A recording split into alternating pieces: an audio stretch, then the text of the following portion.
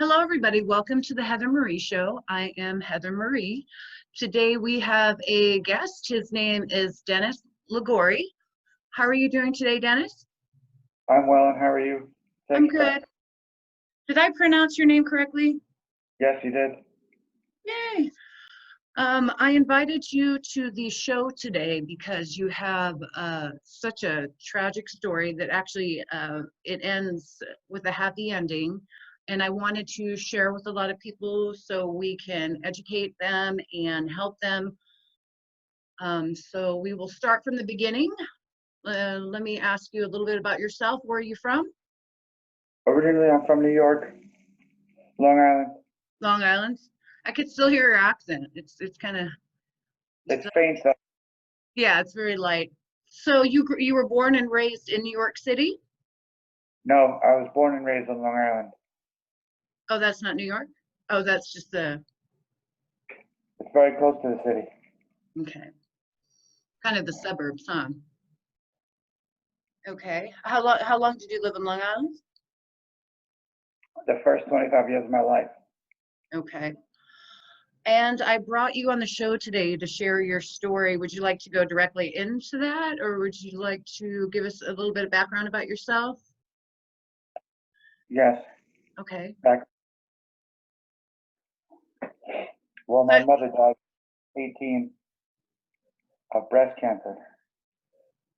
So pretty much from that point on, I've been suffering with depression in one intensity or another. did the depression start right after your mother died, or did you have it prior to that? No, it started after my mother died. I'm sorry. So after she passed away, you said it happened when, how old were you? 18? Yes. Did your father take care of you? Did you live on your own? No.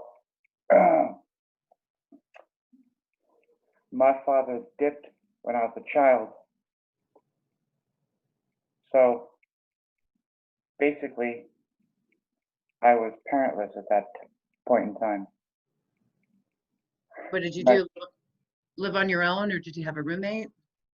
no, I lived on my own, but my sister lived downstairs. Oh, that's good. So here you are, 18 years old. You just lost your mother at such a, difficult time in your life. Just ending your teen years, becoming a man. After that, so you had depression. What did you do with the depression after that? Did you seek any help? No, I wish I had, but I self-medicated through booze. Okay.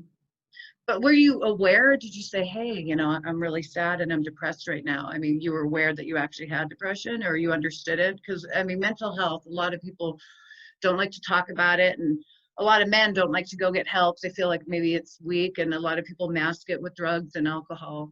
So is that kind of what you did? Yes, I knew something was wrong Yeah. And so it numbed you, right? because I was never satisfied. What do you mean by that? No matter how much I drank or anything else, I was never satiated. Oh, it was never until you passed out, like you just kept going. Not necessarily. Did you drink every day? Pretty much. Basically, there was a hole in me that I couldn't fill. Sorry. So were you working in a bar at this time, or just hanging out at bars? I know you were in a band for a while. Is that where you were drinking with a band? Yes, I would drink at practice and when we played shows. Okay. So how long were you in the band? That band was a very short period of time, only a few months. Okay. And you were telling me you wrote, did you write the music? I know you had 20 songs. You wrote the songs? Yes, And what were your songs about? I mean, did you talk about life or anything important? In I know that band, I know it was punk rock, so in the band I was in New York, the songs were very political in nature. okay. Nice. Okay, so after you dealt with drinking and depression, um, I know you tried to commit suicide, and that was 3 years ago. Yes, And what led up to that? What was the thing that said, you know what, I'm tired of the pain, I'm over this? What was the first time you thought about it? seriously thought about it. Seriously thought about it. Probably about 5 years ago. Okay. You're just like, how did you feel? Just overwhelmed with life? Yes, I felt like I didn't really want to handle it anymore. Yeah, I think a lot of people have been there. So what was the turning point to 3 years ago that where you said, okay, I mean, what the day that you decided, hey, this is it, I'm just over it. Well, actually, that day I performed a show. Were you in a good mood, a bad mood, happy, sad? I was angry Why? because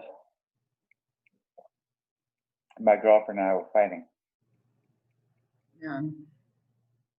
and she left to go to a different bar, and I didn't understand that because we were at a bar already.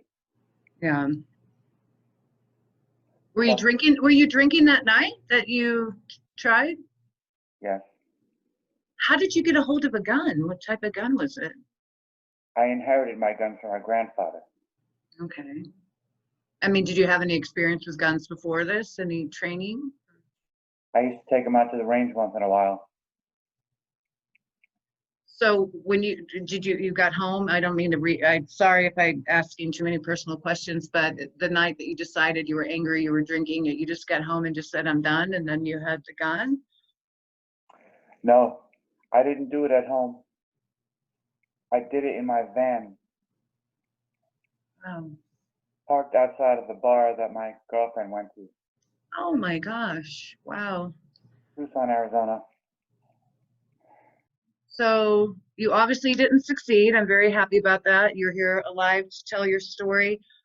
Who found you? I don't know. Um, I was talking to a guy outside my window, and I was on a busy street corner, and there were cops over there. And I guess when I pulled the trigger, the report alerted people. um, and so, gosh, I can't believe I'm going to ask this, but do you feel any pain or you're just out? You're just, you're out. It felt like being hit in the head with a baseball bat as hard as possible. Oh gosh. Okay. And then what happened? You woke up the next day in the hospital? No, I woke up 2 weeks later in the hospital. And when you first opened your eyes, what did you look around, you're in the hospital. What was your first thought? I was angry because I was just like, what will it take? Oh gosh. I don't mean to laugh, but that was you weren't happy? Like, okay, hey, I made it. That wasn't your first. No, I was angry because I wanted to be dead. Why did you want to be dead? Just to have the pain go away? I wanted to stop fighting. What were you I, fighting? Just life in general? yes. Plus, internally, I had two different warring natures because on the one hand, I thought I was this god, but on the other hand, I really didn't like myself very much. I think that's a lot of people. A lot of people put on a facade and a front and everything's great and it's an image, but inside they could be so unhappy. You think of all the actors and musicians that kill themselves, and they have this great career and beautiful family and successful in money, and then they end up hanging themselves, and you think, why? I think we just, Rock and roll lifestyle is a very lonely way to live I've because heard that actually. I've heard that. It looks glamorous, but it's not. And I I think had, it's, sorry. had the sex, the drugs, and the rock and roll because I started using cocaine How, and how long I were got, you using that? You get addicted to that? yes, Whew. Well, I don't know exactly how long I was using it. gosh, sex, drugs, and rock and roll. So here, we'll go back to your story. You wake up 2 weeks later, you're in the hospital, and this is in Tucson, correct? Yes, Did your girlfriend come see you after yes. that? I was gonna say I'm sure that was pretty difficult on her. Yeah. And did anybody else rush to the hospital? Did you have any friends or family? When I opened my eyes, I saw my sister and her husband and my dad. So I was really confused. You're like, am I in a dream? You said you were estranged from your father. He lived in New York, Yes, and he but flew out. but I hadn't had anything to do with him for quite some time. That's awesome, though. He showed up. I mean, that's amazing. You had your family there. I'm sure you really scared them. And after you did this, what was their what how did they feel after this? Like, did they have a sense? Gosh, it's hard to interview, with this. What did they say to you? I mean, obviously they're happier in life, but did they have any idea you were so depressed? No, my sister told me I should have called her. Yeah. That's the thing. I think a lot of people feel alone and they don't want to bother people, or, they don't feel like people understand. And, yeah, depression is real and suicide's real. I mean, it's big out there, and a lot of people don't talk about mental health. They really don't. And I think it's good to make people aware and educate them, because if you are depressed and you're thinking about doing it, reach out to your family, friends. There's a suicide hotline, because life is short and life is beautiful. And, you could just have a hard life, a chemical imbalance, or things happen, and it makes life, just getting up sometimes and showering, difficult. But you can get help with counseling or medicine or meditation, yoga. There's so many different ways. I have to say, therapy does work. I wish I had gotten therapy before I did it, but So if you think if you had therapy beforehand, you wouldn't have done it. yeah, You never thought once, you know what, I want to go talk to my doctor. I kind of want to talk to him right now. I didn't have a doctor. No. Or go to a hospital to say help. No. When my mom passed away, I felt suicidal. I remember, running to my doctor's office, and I'm like, I can't take this anymore. The pain hurts so bad. And, and I had a little bit of counseling, and I was on antidepressants. So I understand that. It's like the pain wouldn't go away. I was like, what am I going to do? And I'm happy I reached out, because I felt that way before.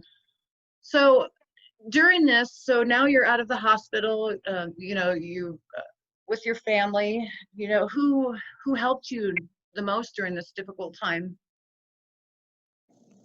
My sister has been like my saint because,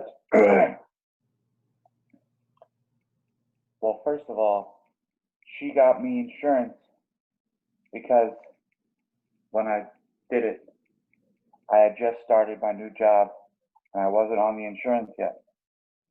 So she went to my old job and convinced the lady, because I had just left that job, she convinced the lady to put me on Cobra. Oh, the Cobra insurance.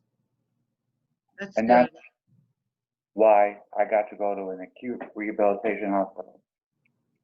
And that was in Arizona. Yes, Can you tell me a little bit about that? So when you go there, what do they do? Is it obviously mental and physical? no mental, just physical. I had physical therapy, occupational therapy, which is where they work on my hand. That must have been difficult to relearn things that came so easily. Was that frustrating? Yes, incredibly so, because I'm an impatient man, but I had to reteach myself to walk, I couldn't and imagine. I just couldn't figure out how to get my legs to work. Were you in a wheelchair? Yes, for like 6 months. Oh my gosh. And after 6 months, they helped you? What is that connected with the brain to the legs? Is it, or how? Okay. So you had to relearn that. After I shot myself, I had a stroke from blood loss, and I think the stroke did more damage than the bullet because I have left side weakness now. Oh. So it's been 3 years. Have you recovered? I mean, within the last 3 years, physically, mentally, do you think you've recovered how much percent? Like, do you feel back to yourself? Mentally, I feel 100% myself. Oh, good. Physically, I'd say about 95% Oh, good. That's good. because So my how left did hand is paralyzed. you, oh, sorry. The fingers don't open and close. Sorry. So you were in Tucson. How did you get to Las Vegas? I found out that the facility I was at, which is called Health South, had another facility in Henderson, and my sister lives in Las Vegas. So I figured if I transferred up here, I could be closer to her. So I put in for a transfer, and they transferred me. That was in June 3 years ago, Okay. because I shot myself in March. So you've been here 3 years. Do you like it? I like it okay. Yeah. There's pros and cons of the city, but it's nice because it's 24 hours. If somebody's watching that has depression or has felt, suicidal or has attempted suicide, do you have any advice for them if they're listening? I say, if you have any suicidal ideation at all, go seek help. Do yourself a favor. I know there's a suicide hotline. I'm going to post that on my page. I know that helps a lot of people. And there's, a number for that, and you could talk to people. I know it's so hard for people, going through that, and it's difficult. Is there something? I'm sorry. Yes. It's kind of scary when you start, but it is worth it if you find the right therapist and you vibe with them. Oh yeah, I'm sure. Yeah, I'm sure there's certain ones you click with and you don't click with. So here it is 3 years later, and you were a musician, and you said you worked at Trader Joe's. You were a mechanic. You've done a bunch of different things. What do you see for your future now that you have a second chance? I mean, what does your future hold for you? What do you see for your future? Well, eventually I want to go back to school and finish my degree. Oh, nice. What's your degree in? I want to get it in communications. Okay. Yeah, school is good. Would you Because do it online? Or would you do it online, or would you go back to college? I would like to go to CFM. Oh, nice. Okay. And as far as music, I know you're really into music. Do you plan to get back into music? I know you have some physical difficulties, but do you want to be involved in music again? Maybe doing something else? Yes, I would enjoy that. Yeah. Because when I was in Tucson, I made the best music I made in my life, according to me anyway. My band was called the Erudite, and I played the bass better than I ever had before. I sang the shit out of those songs. And they were all personal songs. What were they about? A wide range of topics. Some of them were pretty self-deprecating myself. One of them was about the death of my mother. Um,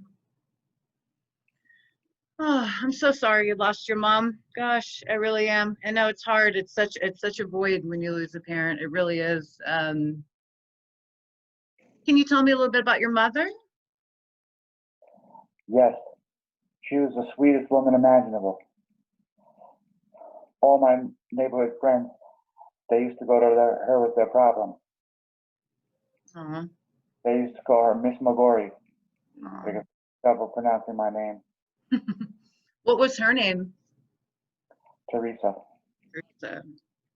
Now, was she Italian or is your dad Italian? My dad's the Italian one. Your dad's Italian. Okay. He was more German European descent. Okay. Well, if your mother's looking down on you today, in the universe, or some people believe in heaven or whatever, energy never dies. And, I know she's out there and she's probably happy that you made it, and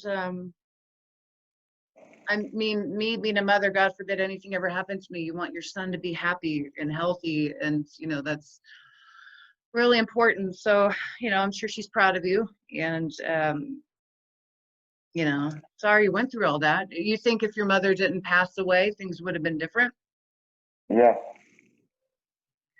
Yeah, it's a turning point in your life, isn't it? When I lost my parents, your whole life changes. It really does. But the key to that, I think, for people is you have to learn to heal. It's hard. It really is. It's the hardest thing, but you have to kind of heal yourself. You got these open wounds, and when you finally heal, and accept it, and have good memories. That's kind of what life's about. When you lose people, you just want to hold on to the good memories.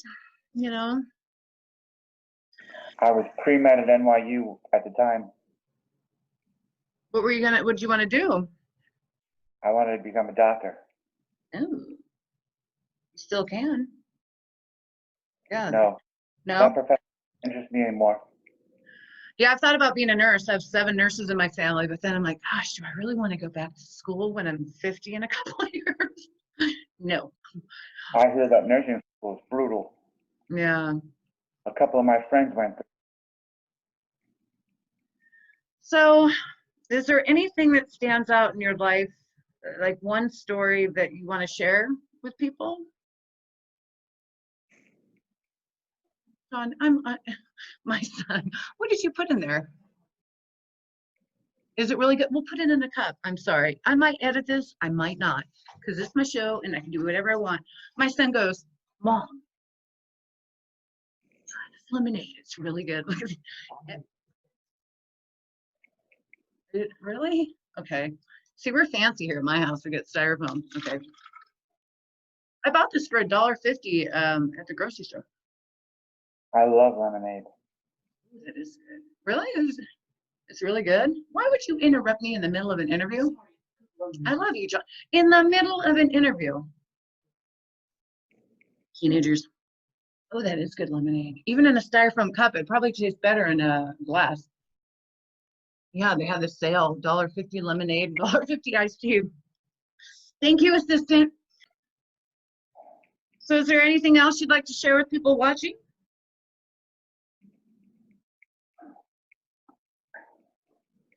Not really, but if you're feeling depressed, don't be deceived as it recedes, because depression can linger. It does. It's got different levels of intensity. There were times when I wouldn't get up off the sofa for a month. And then there were times when I didn't feel sad at all.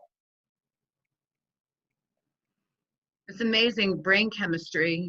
When they do brain scans, the serotonin, a lot of it's chemical. A lot of people don't realize that when they do a brain scan of someone with depression, anxiety, PTSD, it's just different areas of the brain lighting up. And if we looked at it more as scientific and not so, it would help a lot of people. I think, a lot of people get not embarrassed, but they don't want to reach out for help. I know that's the biggest problem. So again, if you are watching this and you do feel depressed or suicidal, please get help. You know, life is short and you can make it beautiful and it can be good, and it's not always easy, but it's worth it. It is, you A know. lot of negative stigma attached to it. Yeah, there really is. A lot of people don't talk about it, and there's a lot of teen suicide. People don't talk about that. A lot of children get bullied online. You know, the teenagers from age 12 to 17, the suicide rate is high. You know, they do everything on the internet, and they get bullied, and you know, they don't have parents that listen and no outlet. So I think it's so important to talk about it. I really do. And yeah, take the stigma away from it. Um, because it is a problem. It really is. I've known a few people that have lost, you know, friends to suicide, and it's difficult. It really is. You know, you leave all these people that are so unhappy and think, gosh, what could I have done? You know, that's the hard part. So, anything else? Talk to your Talk to your because friends. I had a bunch of friends, but they weren't really the kind of friends that you talk deep shit with. Yeah. Yeah, there's acquaintances, kind of fair weather friends, and then you have, if you have three really close friends in your life, it's, you know, yeah. It is. That's kind of something hard to talk about. That's why there's professionals. I mean, you know, and sometimes people don't take it seriously, but if you have a couple friends, you can, you know, talk to. Did you have a friend to talk to during the time, or you were more great? My computer's ringing. I had people to talk to, but for some reason I opted not to. John, sorry. Okay, I'm listening. I think that it wasn't like a planned thing. I didn't say, this Saturday night I'm going to do it. Oh, it was more impulsive. Because I know a lot of people plan it, and they say, you know, when they plan it, they actually go through like their comms. They said, okay, this is it. And yeah, if you do something impulsive, especially that you were drinking too, you know, a lot of people do, you know, very emotional when they're drinking. I was also using cocaine. Yeah. So you're probably numb. You didn't feel anything. Oh boy. Well, everyone's happy you're alive. Yeah, I'm sure your friends, family, bandmates are happy you're here and you could tell your story. And I hope you share this with them. Um, I don't know if you want this to be private or public, but I think it's good that you're telling your story. I don't think enough people do, and you know, and it's good that you're here. Do you look at life differently that you've had a second chance? Do you kind of say, okay, you know, I get this next chance to make a new chapter of my life and be positive? I got a whole new perspective on life because when you die, that really fucks you up. I bet. I love it. You're so straightforward. Yeah, I couldn't imagine. I really couldn't. Did you see a white light or anything? You know, people talk about that when they die now. Nothing like that. No. Your life is precious. Well, I'm happy you're here. And we're going to end the interview now, unless you have something left to say. Closing words? Not really. Okay, I'm going to have another glass of lemonade called Market. I love that I have styrofoam cups. Very classy. Wait, here we go. I've got lemonade in here too. But I put Gosh, on this hot summer day, lemonade is so good. And then do you ever have an Arnold Palmer where you mix it with iced tea? yes. I sometimes, I'll make fresh lemonade. I'll put lemons or make, you know, sun tea. That's really good. All right. Well, thank you everybody for watching, and thank you, Dennis, for having an interview. I appreciate you watching the Heather Murray Show. Please subscribe to my channel, like and share. If you're interested in being interviewed, please contact me. And if you're feeling depressed or suicidal, please get help. Okay? Because people care about you, they love you, and you're not alone. All right. Have a great day.